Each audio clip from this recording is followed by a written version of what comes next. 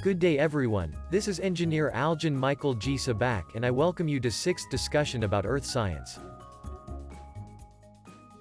This time we will discuss more of the rocks. How is it being formed? What are the different rock type and the processes behind it? Just sit back and relax while you are listening to the discussion. Last time we knew everything about minerals, and again minerals are naturally occurring, inorganic substance that has a definite crystalline structure and a definite chemical composition, and it is a homogeneous solid. When we compare it with rocks, rocks are naturally formed aggregate of mineral matter constituting a significant part of the Earth's crust that can be either consolidated or non-consolidated, either monomineralic or an aggregate of mineral species, can be formed by inorganic processes, but some may be biogenic in origin and identity as determined by texture and composition. Pause. 2. Also it can be determined by texture and its composition. We all know that some rocks and minerals have great economic value, and these are raw materials that we are using throughout the years. A basic knowledge of Earth materials is therefore essential to understand most geologic phenomena like volcanic eruptions, mountain building, earthquakes, etc. Every rock contains clues about the environment in which it is formed. Thus, rocks contain a wealth of information about events that have occurred over Earth's long history.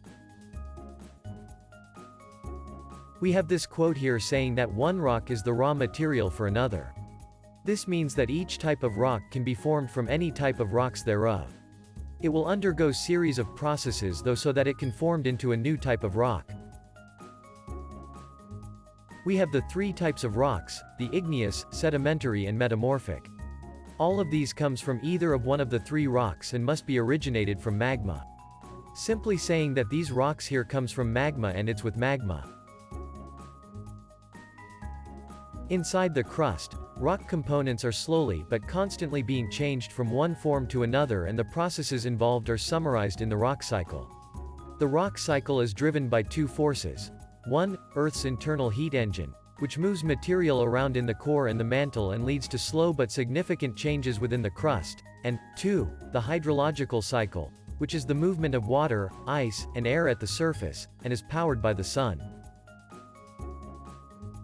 The rock cycle is still active on Earth because our core is hot enough to keep the mantle moving, our atmosphere is relatively thick, and we have liquid water.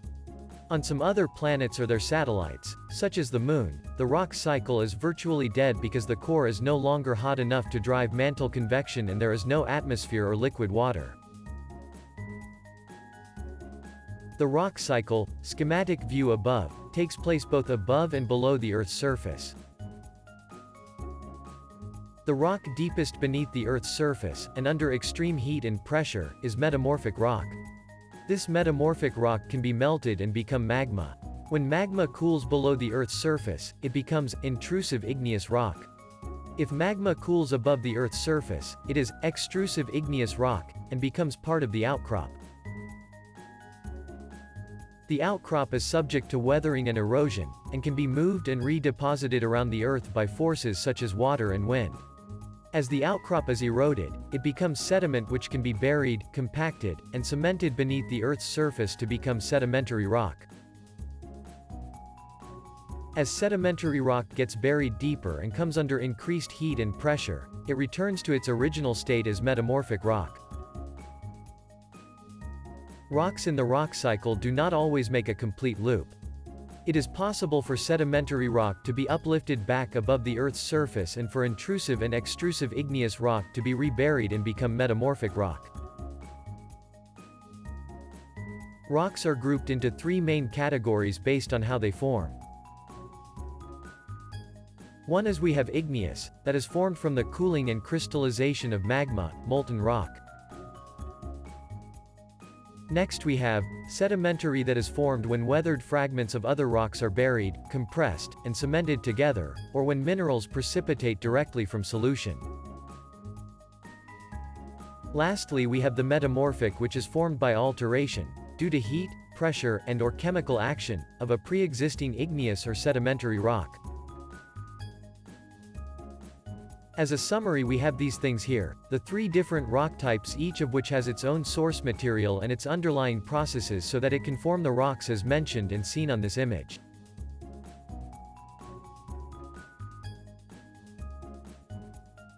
In all of the processes mentioned on the table above, everything goes back with the molten rock, which is called magma, which is formed by melting that occurs with the Earth's crust and upper mantle.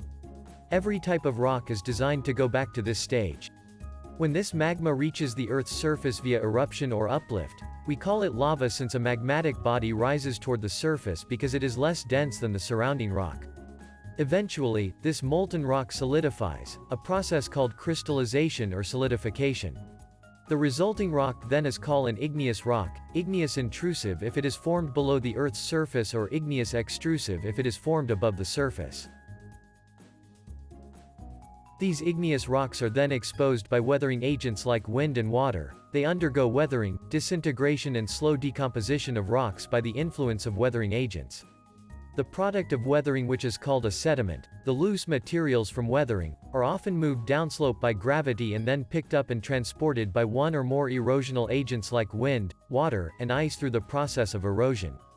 These particles are eventually deposited in low-lying areas like in the floodplains, for example.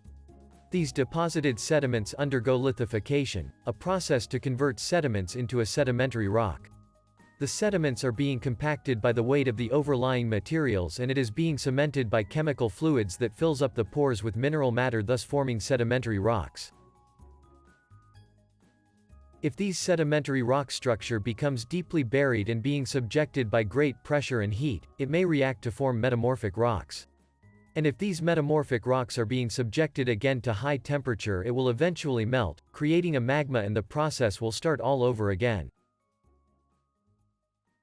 Thank you for listening. See you on the next discussion.